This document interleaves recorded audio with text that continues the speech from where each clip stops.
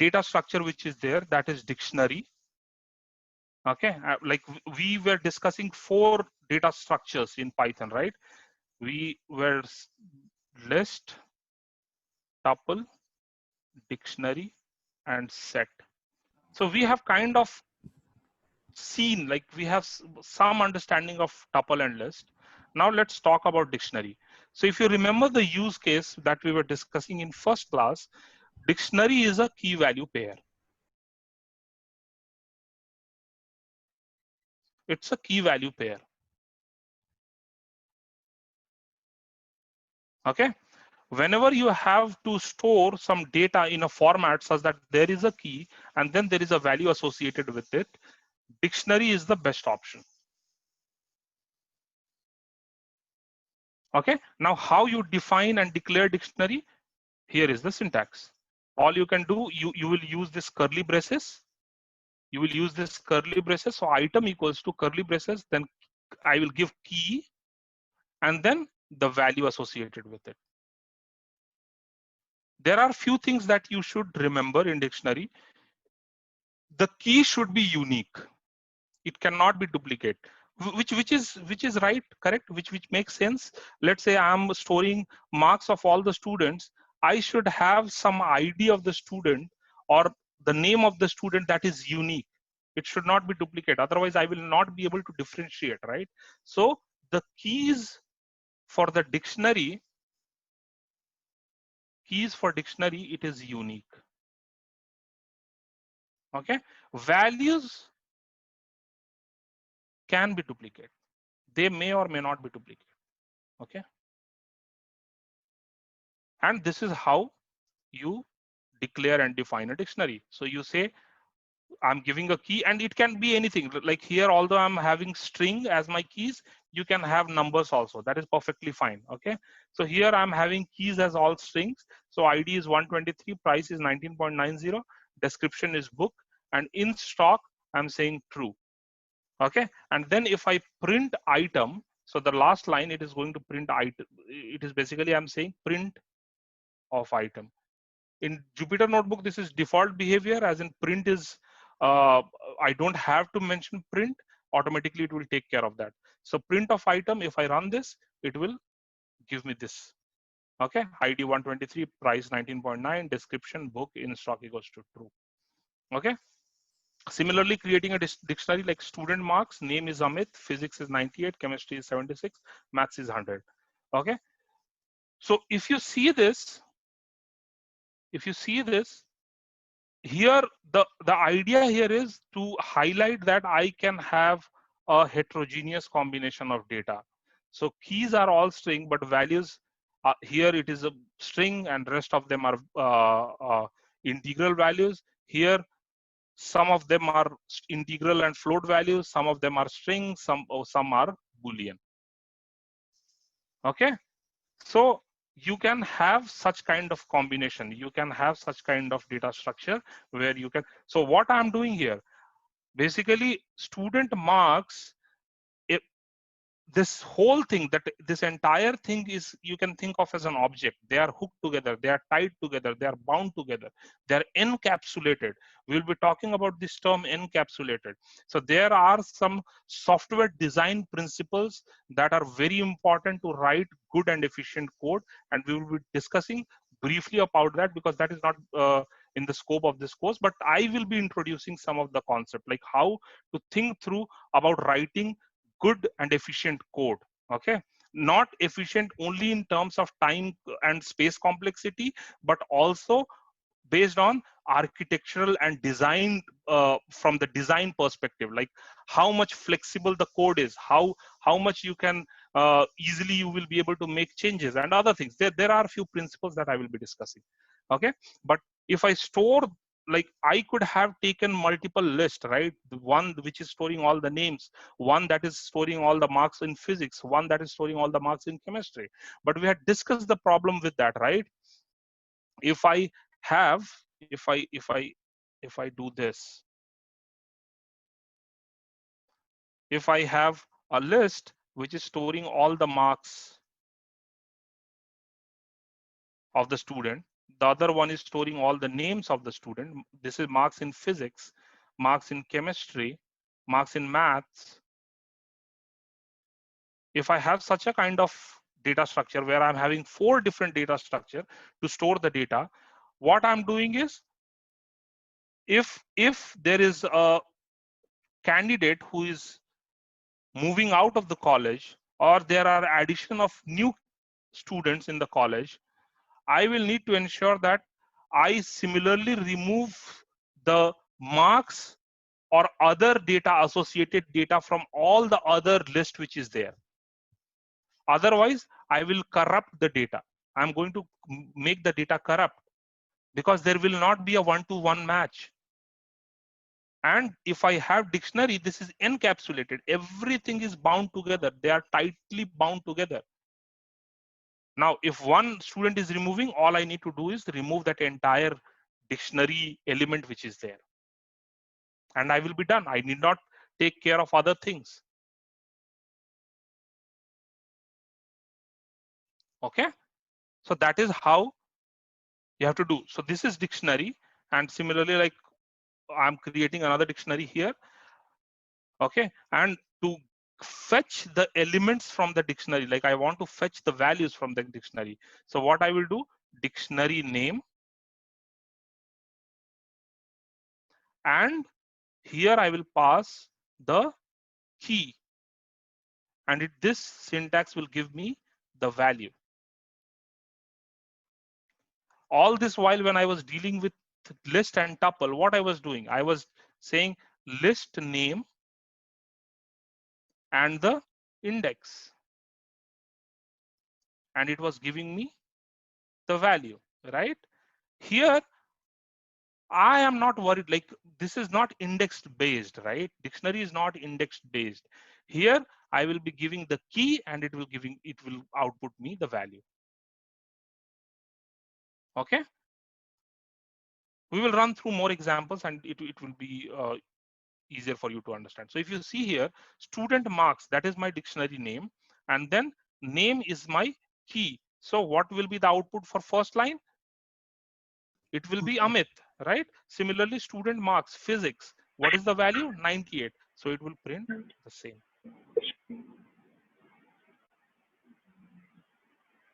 Okay. Now, type of item, what will, okay, there is another question. What will be the output of type item? So which item are you talking about? Uh, like item for 47? Or dictionary, sir? Yeah. So for this, it will be dict.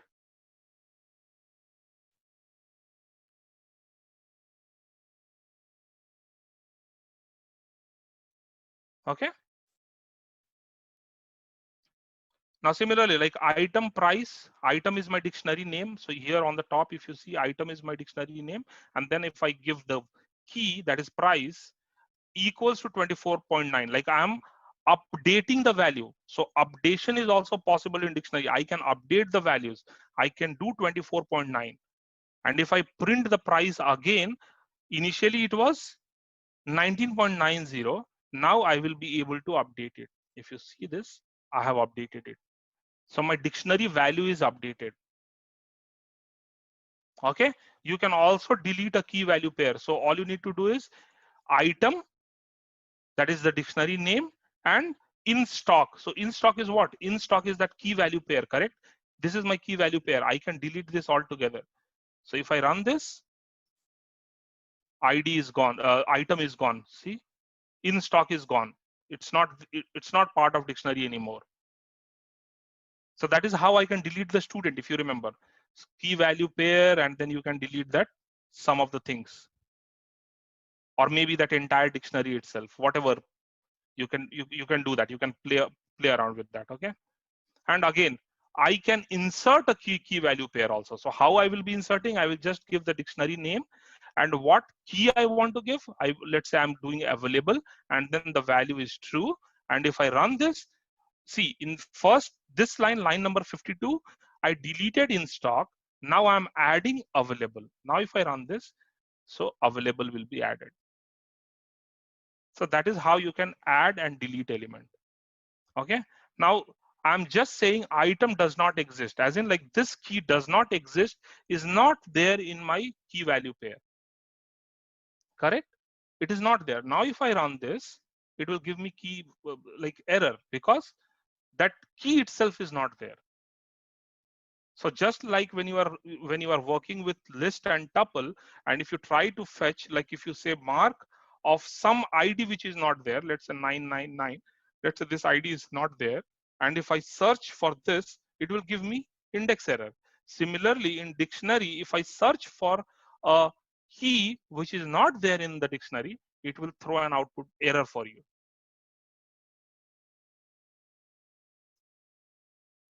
Okay.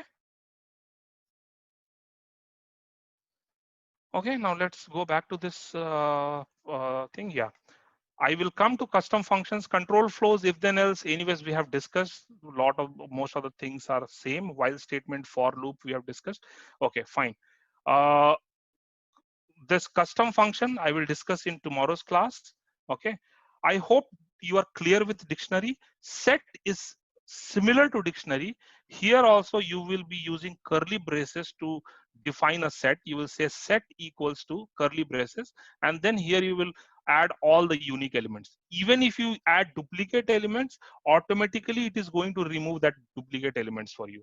And the syntax is same here, also curly braces. In dictionary also it is curly braces. The only difference is in dictionary you will have key value pair, right? So you will give key colon value, but in set you will not. You will just give comma separated value. So just let's go through one example, one small example. Yeah, so here if I say dictionary equals to, I'm taking a simple example, right?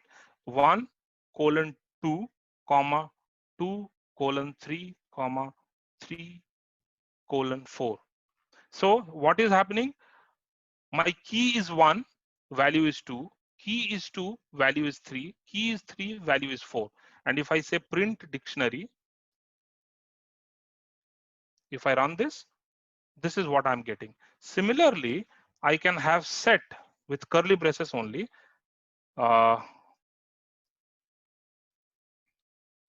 here I can write 1, 2, 3, 4, 2, 2, 5. So what will be the output for this? If I say print of A, what will be the output? 1, 2, 3, 4. It will be 1, 2, 3, 4, 5. Because I'm adding a 2 as a duplicate and I know that this is a set, it is automatically going to remove the duplicate elements. So if I run this, 2 will be removed. The duplicate elements will be removed automatically. Okay, but there are a few other good features of dictionary and set that I'm going to discuss a little bit now. Okay, so what happens so far, you know that, like I was discussing this thing yesterday, that we have a random access memory, and when you define list or tuple, what will happen? Like it will create a memory in sequence that way. Okay, and we were also, I mean, usually this is not how it works in Python, but in other programming languages like array or something, they will create a sequence of memory. But this list is more of like a linked list in other programming languages, which I will briefly explain in future classes. But for now, just remember, maybe understand that it is sequence of memory. Okay, list and tuple. Now, when I want to iterate, I mean, there was one question from someone regarding that time complexity of tuple, like searching will be big O of 1 or big O of n, right? So I mentioned that like when you have tuple or a list and you have elements, if you are going step by step, like if you want to check whether that element is this, whether that element is, so just assume this way, there is a sequence of numbers and you want to check if 49 is present in this number or not. Okay, so you will iterate through this list and say, okay, first element I fetched, whether it is equals to 49, no. Second element, whether it is equals to 49, no. Third element, fifth element, sixth element, seventh, maybe at ninth element or 11th element, there is a match, and then you will print. So what is the time complexity for this operation? That is big O of n. Okay, the time complexity for that operation is big O of n. But the good thing about dictionary and set is, and actually I will be showing this you through some code examples. Okay, uh, like I will be explaining this whole scenario through a code example in future classes, but for now just understand the theory behind it. So in dictionary and set, how it works is that whenever you add an element to a dictionary, there is something called as hashing table or hashing map that is maintained. So basically this hashing table or hashing map, you can think of index page on your book. Whenever you have a book, there is an index page, right? So if you are searching for something, what you can do is you can go to that index page, search for a particular thing, and then go to that page number and get that thing. Okay, let's take a simple example maybe. Let's say you have a library, but there is no librarian. Okay, and when you are searching for a book, what you have to do, you have to go rack by rack, every book by book to search for a particular book. What will be the time complexity in worst scenario? Like let's say at the last book you searched for, that is the book you were looking for. So in worst case, the time complexity will be big O of n. That is the total number of books in your library. Okay, but let's say now you have a librarian. Okay, so this librarian is maintaining a index, or he is using, or he or she is using some kind of app or some kind of management system where he is indexing all the books. Like he knows pretty well, like in what rack, in what row, in what floor you will find that book. Now you go to that librarian and say, sir, where can I get this book? And that librarian will say, okay, go to this place and get that book. Now you will be searching for just a couple of books and the time complexity will be big of 1. Same thing is here in list and dictionary. So when you have a list, you have to search every element by element, and maybe you may find the element at the last index. So your time complexity in worst scenario will be big of n. But when you have a dictionary, there is a hashing table or hashing map that is maintained internally, which is just like the index page. When you are searching for a key, what you will do, your search will hit this hashing table or hashing map. And this hashing table and hashing map exactly knows where that key is stored, in what memory location that key is stored. And it will redirect you to that memory location, and you will be able to fetch the values in big O of 1 time. Now, this is very important thing to remember. I mean, if you go through a lot of books and other things, you will just go through syntax and all these things. But these are some of the conceptual things that you need to remember and understand. Okay. Now, so as I was discussing in some previous classes, like in what scenarios you should be using list, in what scenarios you should be using tuple, in what scenarios you should be using dictionary and set. Okay, now here is the analogy. Here is the solution for that, or here is that differences. So another point is there. Just same librarian example I'm taking. Let's say you have taken the book, you have read the book, and you want to return it back to the library. One possible way is there is no librarian. There is no librarian.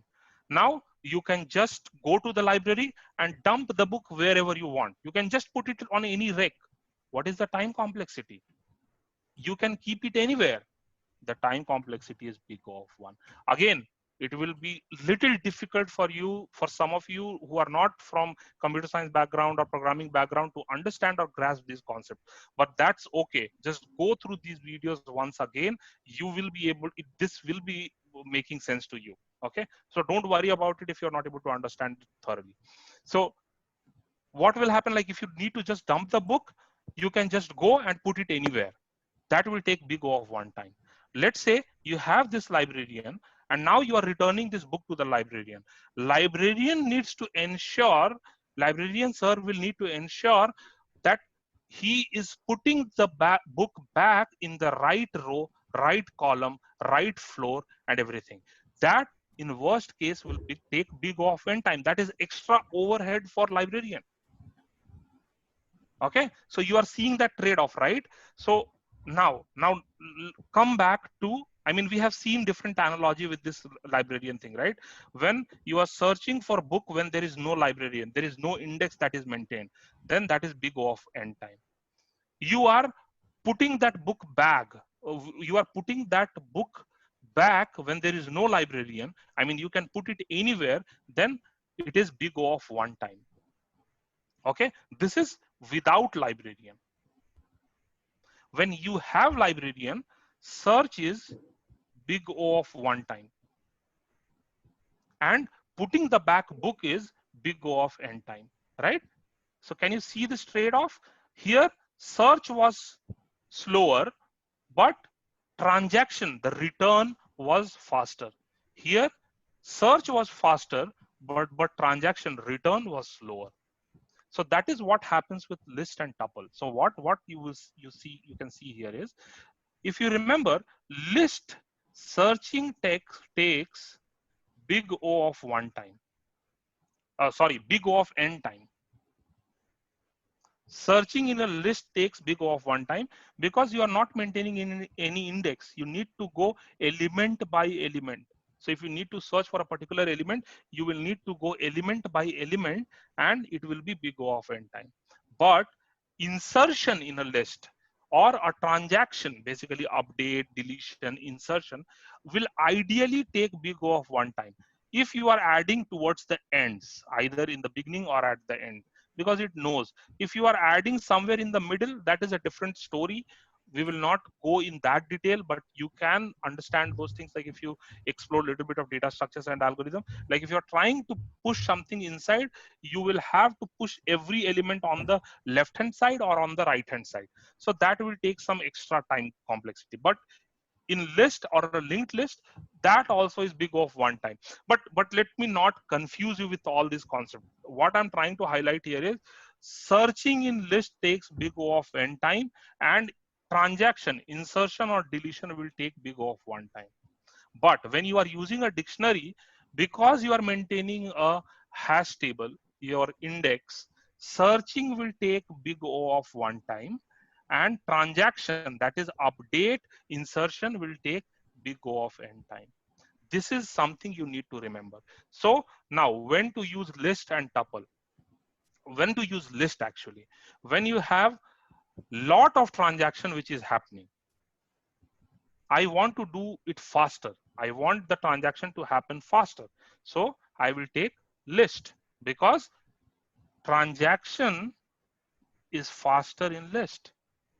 But if I am doing lot of search, but very less transaction, I mean, there is some archival data, I'm only doing a search, then I should be using dictionary, because search is faster in dictionary. Or if the elements are unique, then I can use even set, because dictionary and set both maintains that index table or hierarchy table. I know some of the things that I covered towards the end will be a little confusing, and you might not have understood it thoroughly. We will reiterate through these concepts again. We will solve some problems, and we will be seeing how using a list compared to dictionary is going to impact our code, how using a I mean, the other way around is going to impact your code on the performance side. We will be seeing this, and it will be making more sense to you, and you will be able to understand it more. Okay.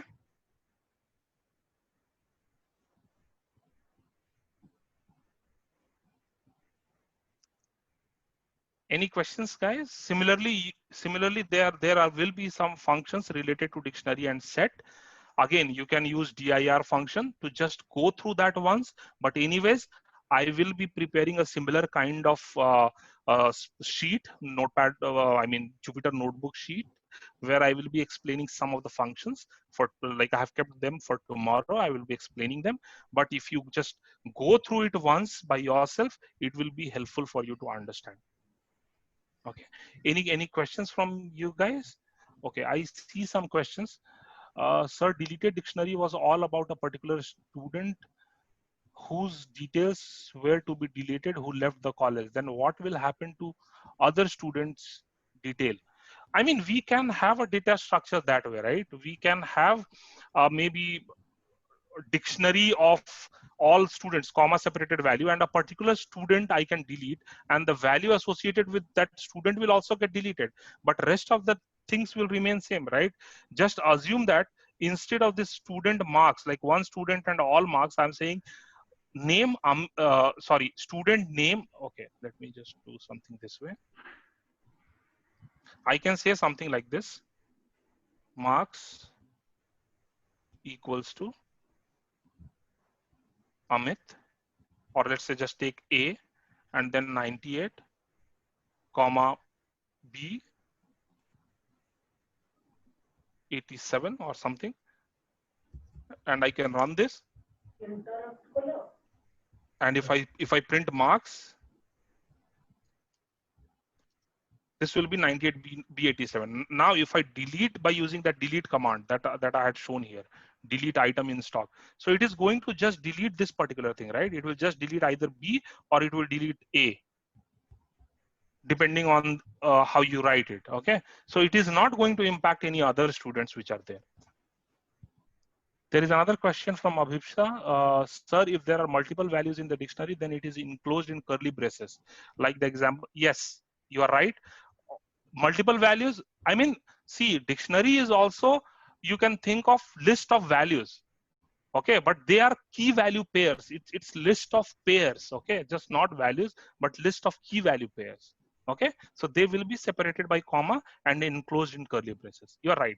Okay, Sai Kumar, he is asking, is there any difference between curly braces and square braces? Yes, we discussed that, right? So that is the difference. Like if you have this small bracket, this is how you define a tuple. If you have large brackets, this is how you define a list. If you have curly braces, this is how you define a dictionary or a set.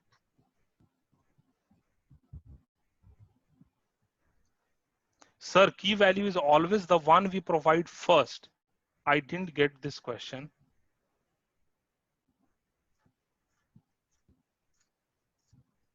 I didn't get this question. Can you please rephrase?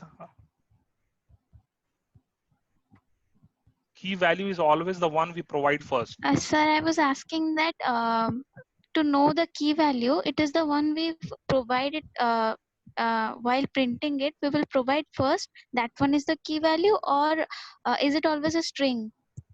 No. It like whatever key, like if you have, let's say, number as your key, you can Yes. provide this number in that place. So it is not always string. It can be anything. Okay. Either string or a number. List and tuple difference with an example, please. Yes, I mean list and tuple. Again, like when I'm explaining those functions tomorrow, it will become more intuitive for you. I will explain those things, like what will happen when you use tuple and you are trying to add values or delete values from it. It will throw an error for you. That is the simplest thing you can think of. Otherwise, list and tuple are almost same. The only difference is you need to think through, like if you are making an application where your data that you are storing is going to change, then you should be ideally using list, not a tuple. Okay, because tuple is immutable. But we will see, like we will just do some small snippets of code and we can run through it. Okay, I think I'm done for today, and today's assignment problems that you will see will be a little challenging, but it will be covering almost all the concepts that we have discussed so far. But now you will need to apply your programming skills. Basically, you will need to just go through the concepts, and basically you will need to come up with some kind of algorithm. Okay, we will be doing.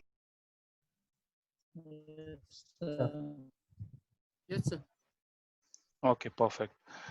Please keep yourself on mute and